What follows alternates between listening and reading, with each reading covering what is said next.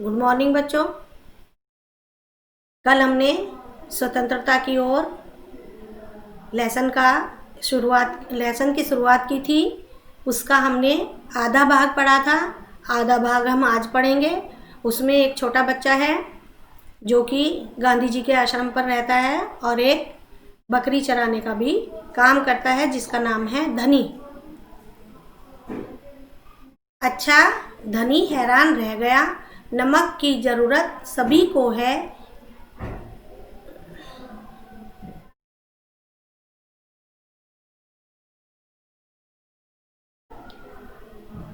इसका मतलब है कि हर भारतवासी गरीब से गरीब भी यह कर देता है।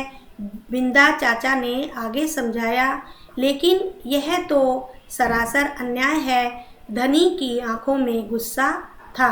हाँ, यह अन्याय है। इतना ही नहीं, भारतीय लोगों को नमक बनाने की मनाही है। महात्मा जी ने ब्रिटिश सरकार को कर हटाने को कहा, पर उन्होंने यह बात ठुकरा दी। इसलिए उन्होंने निश्चय किया कि वे दांडी चलकर जाएंगे और समुद्र के पानी से नमक बनाएंगे।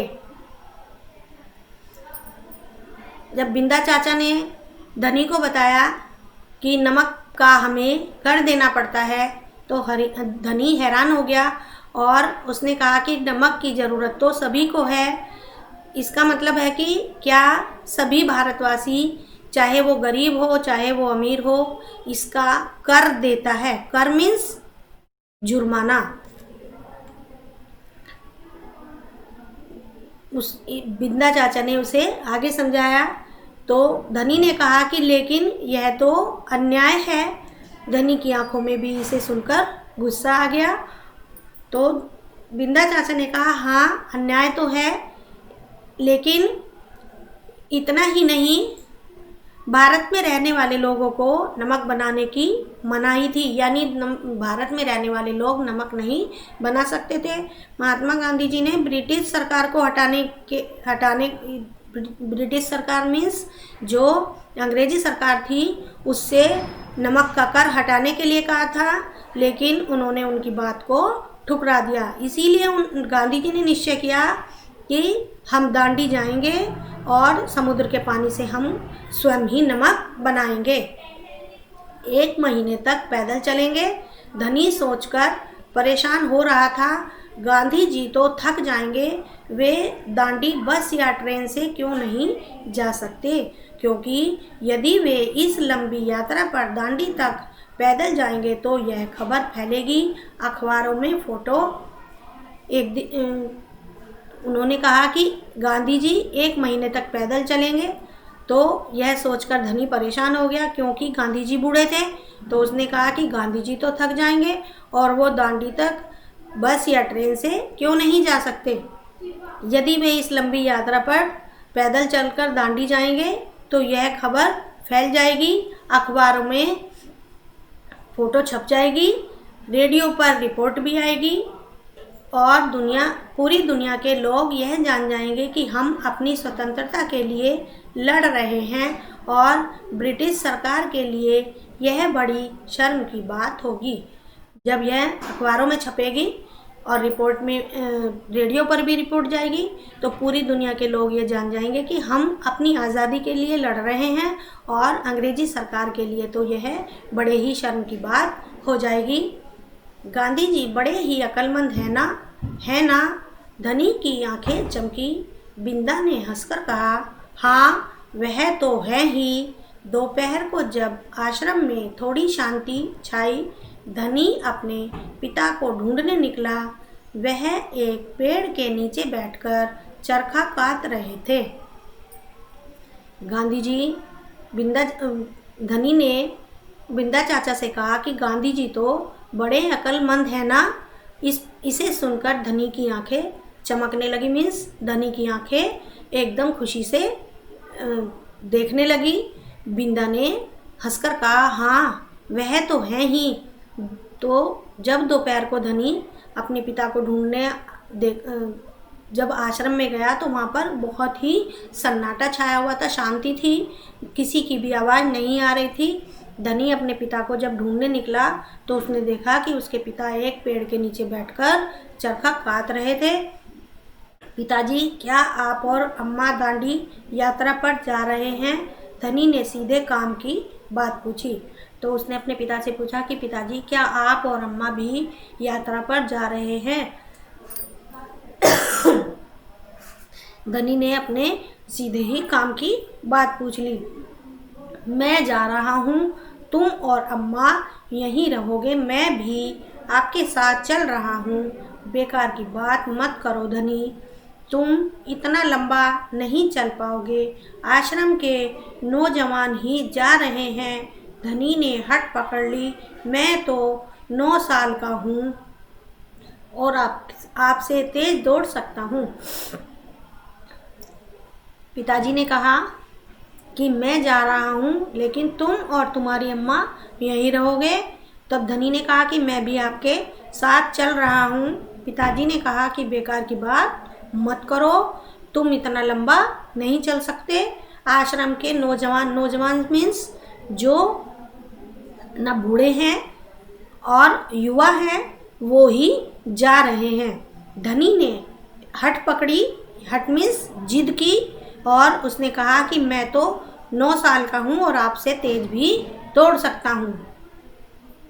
धनी के पिता ने चरखा रोककर बड़े धीरज से समझाया, सिर्फ वे लोग जाएंगे जिन्हें महात्मा जी ने खुद चुना है। ठीक है, मैं उन्हीं से बात करूँगा, वह जरूर हाँ कहेंगे। धनी खड़े होकर बोला और वहाँ से चल दिया।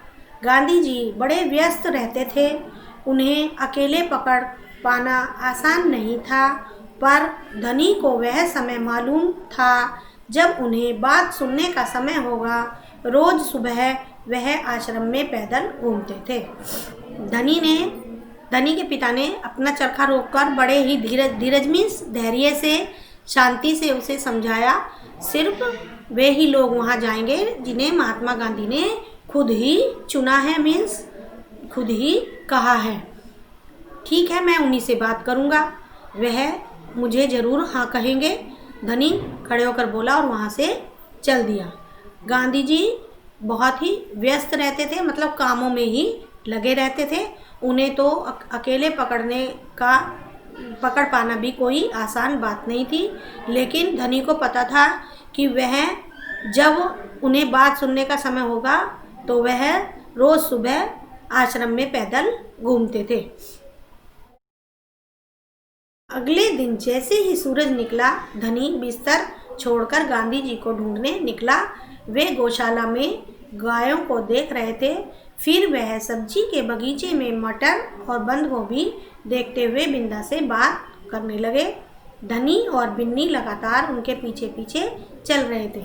अगले दिन जैसे ही सूरज निकला, धनी भी बिस्तर छोड़कर गांधी जी को ढूंढने के लिए निकल पड़ा और वे गौशाला जहाँ पर गाय होती हैं बहुत सारी, उन्हें देख रहे थे।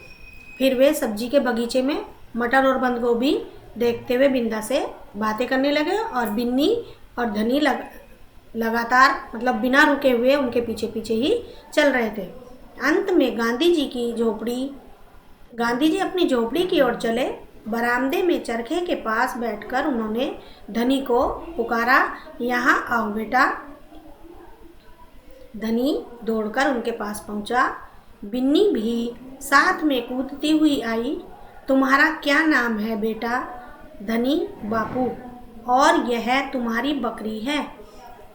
जब बिन्नी और धनी लगातार गांधी जी के पीछे पीछे चल रहे थे तो गांधी जी ने उन्हें देखा और अंत में गांधी जी अपनी झोपड़ी की ओर चले तो बरामदे में जैसे ही चरखे के पास बैठकर उन्होंने धनी को पुकारा, यहाँ आओ बेटा। धनी भी दौड़कर उनके पास पहुँचा और बिन्नी भी साथ में कूदती फांदती उसके पीछे पीछे आई। तो गांधी जी ने पूछा, तुम्हारा नाम क्या है? तो धनी ने बताया कि मेरा नाम धनी है। और उन्होंने पूछा, क्या यह तुम्हारी बकरी है? जी हाँ, यह मेरी दोस्त बिन्नी है जिसका दूध आप रोज़ सुबह पीते हैं। धनी गर्व से मुस्कुराया, मैं इसकी देखभाल करता हूँ। धनी ने कहा, हाँ, यह मेरी दोस्त बिन्नी है और जिसका दूध मैं आपको सुबह को लाकर देता हूँ और आप इसे पीते हैं। धनी ने गर्व मीन्स घमंड से मुस्कुराकर कहा, मैं ही इसकी देखभाल करता हूँ। बहुत अच्छा। गांधी जी ने हाथ हिलाकर कहा, अब यह बताओ धनी कि तुम और बिन्नी सुबह से मेरे पीछे क्यों घूम रहे हो? मैं आपसे कुछ पूछना चाहता था। धनी थोड़ा घबराया। क्या मैं आपके साथ दांडी चल सकता हूँ? हिम्मत करके उसने कह डाला। गांधी जी ने पूछा कि अब तुम मुझे बताओ कि तुम सुबह से मेरे पीछे पीछे क्यों घूम रहे हो? तो धनी ने कहा कि मैं आपसे एक बात पूछना चाहता हूँ। उसे थोड़ी घबराहट भी हुई थी कि क्या मैं भी आपके साथ दांडी चल सकता हूँ। यह बात उसने बहुत ही साहस करके कह ही डाली। गांधी जी मुस्कुराए। तुम अभी छोटे हो बेटा, दांडी तो बहुत दूर है, सिर्फ तुम्हारे पिता जैसे नौजवान ही मेरे साथ चल पाएंगे। पर आप तो नौजवान नहीं हैं, धनी बोला, आप नहीं थक जाएंगे? मैं बहुत अच्छे से चलता हूँ। गांधी जी ने कहा, मैं भी बहुत अच्छे से चलता हूँ। धनी भी अड़ गया। गांधी जी ने कहा कि तुम अभी छोटे हो और दांडी यहाँ से बहुत दूर है, वहाँ तुम्हारे पिता जैसे नौजवान ही चल पाएंगे।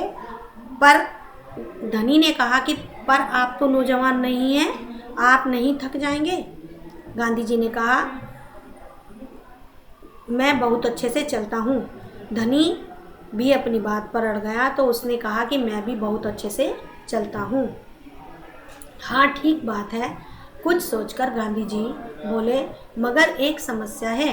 अगर तुम मेरे साथ जाओगे तो बिन्नी को कौन देखेगा? इतना चलने के बाद मैं तो कमज़ोर हो जाऊंगा, इसलिए जब मैं वापस आऊंगा तो मुझे खूब सारा दूध पीना पड़ेगा जिससे कि मेरी ताकत लौट आए। यह बात तो ठीक है, बिन्नी तभी खाती है जब मैं उसे खिलाता हूँ। धनी ने प्यार से बिन्नी का सिर सहलाया और सिर्फ मैं जानता हूँ कि इसे क्या पसंद है। गांधी जी ने कहा कि ठीक बात है, मगर एक समस्या मीन्स परेशानी है। अगर तुम मेरे साथ जाओगे तो बिन्नी को कौन देखेगा? और इतना चलने के बाद जब मैं कमज़ोर हो जाऊंगा, इसलिए जब मैं वापस आऊँगा तो मुझे खूब सारा दूध पीना पड़ेगा, इससे मेरी ताकत लौट आए। तो धनी कुछ सोचने लगा और बोला, हाँ, ये बात तो ठीक है, बिन्नी तभी खाती है जब मैं उसे खिलाता हूँ। धनी ने प्यार से बिन्नी का सिर सहलाना शुरू किया और फिर बोला कि मैं ही जानता हूँ इसे क्या पसंद है।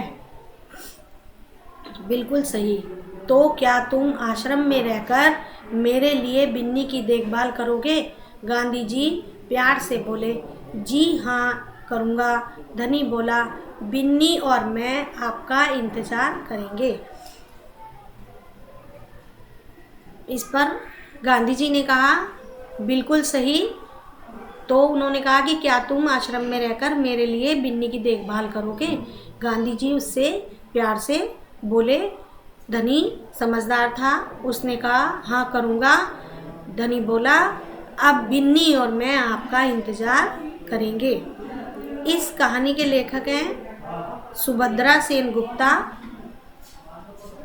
और इसका अनुवाद किया है मनीषा चौधरी ने।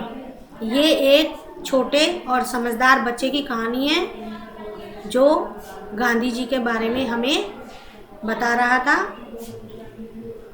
हमारी कहानी यहीं पूरी होती है। धन्यवाद।